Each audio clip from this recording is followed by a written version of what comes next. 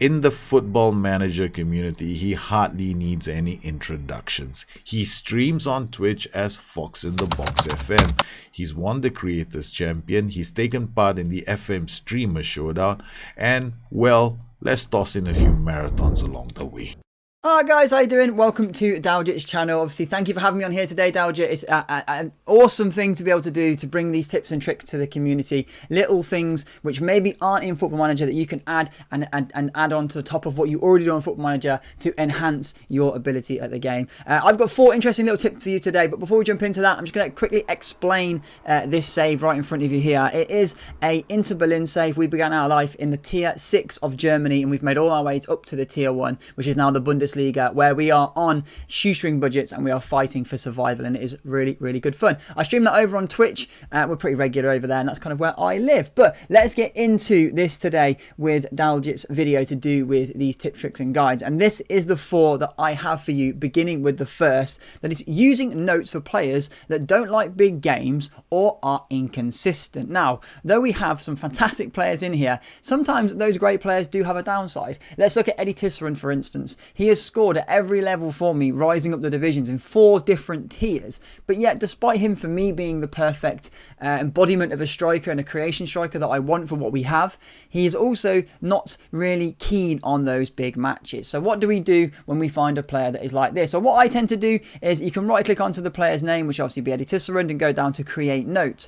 On the create note there, I just put a simple notice of something like abbreviation of doesn't like big matches. Okay, so DLBM, and I confirm the note there. Now, what does that do? Now, when I go back into this here, you'll see he comes up with a little yellow little square above his name. Now, that for me is an indication that this particular player doesn't like big matches or maybe is inconsistent. Now, if you go through your whole team and do this, you might accumulate 3 or 4 players that don't like big matches. Now, especially when you're at a higher end team or mid-table team fighting for the top, and you can pick the better players, you want to know that the team that you're playing hasn't got too many of those players that don't like big matches, aren't inconsistent, depending on who opponent you're playing against. You kind of get where I'm coming from, right? So let's say you're coming to a cup final, you're a mid-table team, you're playing against a bigger team with bigger reputation, and you start all 4 of your doesn't enjoy big matches players. There's a good chance that the team may crumble with those 4 players that don't like big matches, because it's considered a very big match for them. That's a little thing in for that. It's a visual thing. Obviously, I'm not using it in this save right now because it's very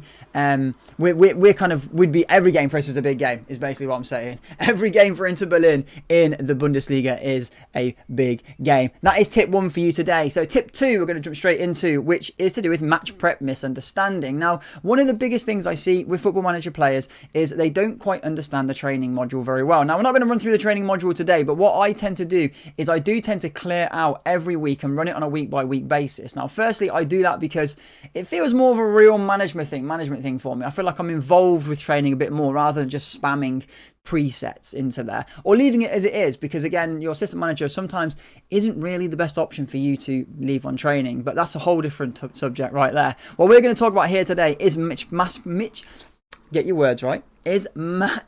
misprep understanding. No, I'm saying this completely wrong. Match prep misunderstanding as a tongue twister. So what we're going to do is have a look here at what we can do to make an effect on this homecoming game against this team right here. Now, some people see this as we're stronger than them. Let's go and do attacking. Let's go and do all the attacking options. We're stronger than them. Now, what they don't quite gather or understand or know, because it's not really a told thing, is these 4 options here under the attacking are going to have no influence on this upcoming match.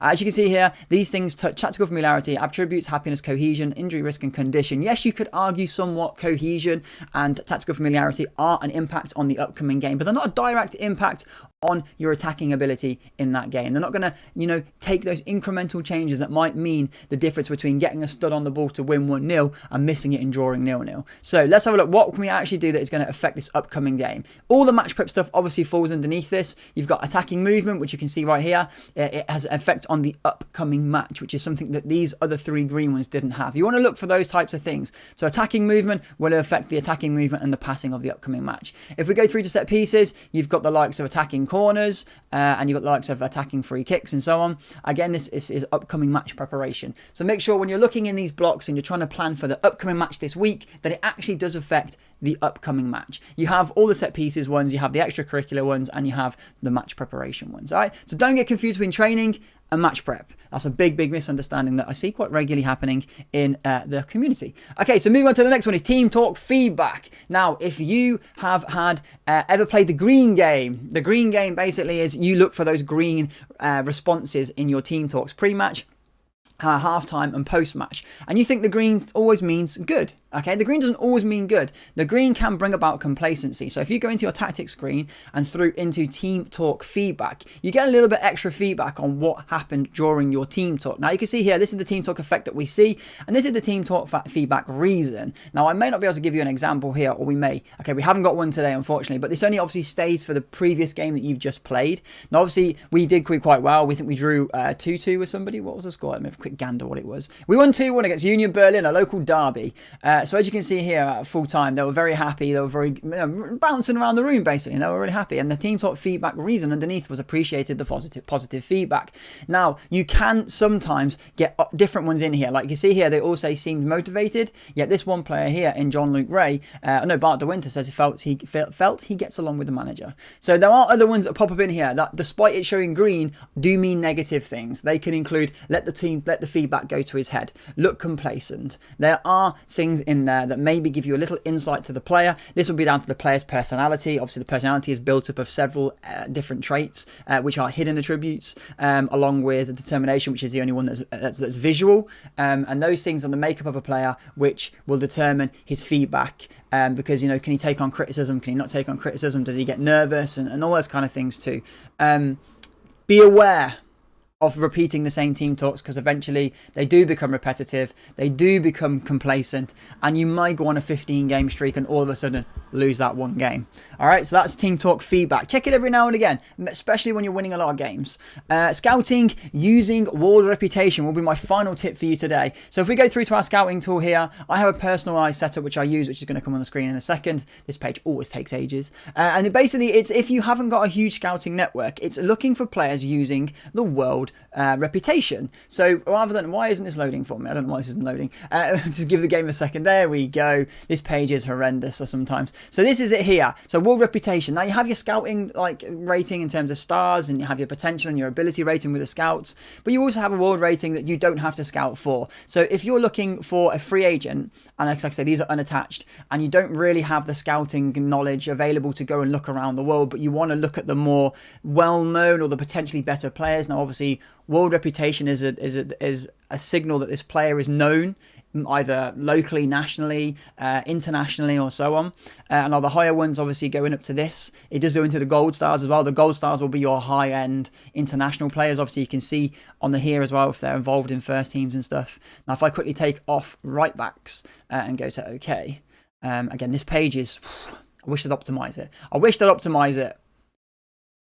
I can hear it trying to do it, but it's not doing it. But you can get what I'm saying anyway. Adding world reputation, it's right click at the top, go through to your general, and then go through to world reputation at the bottom. And as you can see here, you get those higher end players up here who are free agents. And it kind of like, if you don't have that scouting network or the money available to go and scout players, you can trial these players in with high end world reputation. Though don't disregard the lower rated ones, because I have found some very good low rated reputation players around the world in the lower ends, but it does pull up the ones that are more well known. That is your 4 hints for me, or 4 tips for me today, using match notes, match prep misunderstanding, team talk feedback, and scouting for world reputation. Apologies to Dalja if that was a little bit stuttering on you guys. I haven't done this YouTube stuff for a long time. I say I am a Twitch streamer, 6-day-a-weeker. So if you ever want to catch what I'm not doing, I'm sure Dalja will be sharing the links for that. He's a top guy, and he also is a fantastic streamer. So if you aren't catching up Dalja and you haven't seen him over on his Twitch, get over there. The guy is the pinnacle, the god of understanding Football Manager, and I can only hope to one day to reach those levels. Guys, hope you enjoy the rest of this video, and Dalja, you have a safe day along with your guys over here. Be safe. I want to thank Fox in the Box for taking valuable time out to create the video, which will go a long way in helping a lot of people out in the community. You can always follow him on his Twitch channel. He streams very regularly. The information is somewhere here on the screen. My finger can't really find the position when I'm looking at it in the camera. And well, this is my tip for the day. Sometimes you want to get your strikers to drift out wide so that they can make space in the middle. right? So you can have an AMC attacking the middle, or you want the strikers to drag a central defender out of position. Well, there are several ways we can do this. The first and the easiest way of doing it is trying to understand the roles themselves. The roles have got play instructions in them, and one very important play instruction which encourages strikers to drift out wide is actually move into channels. Now, if the striker moves into the channels, there's a space between the fullback and the central defender, or the fullback and the touchline. By doing so, he tends to pull a central defender away, and when he does that, he creates space in the middle. So the next time you're looking for a role that could help you create space in the middle for somebody else to penetrate, then take some time out and try and see whether he either has that player trait move into channels, or whether that role comes baked with one. I will continue to scour the internet for more tips and tricks from other Football Manager content creators very, very soon. I want to thank you for joining me today. I hope you enjoyed today's show. Once again, thank you, Fox in the Box FM, for joining us today. You guys take care, stay safe, stay healthy, and yes, I guess that's it. Bye-bye.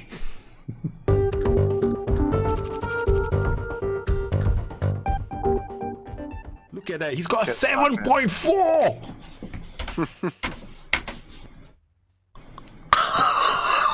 Neymar's got a 7.4 as a libero.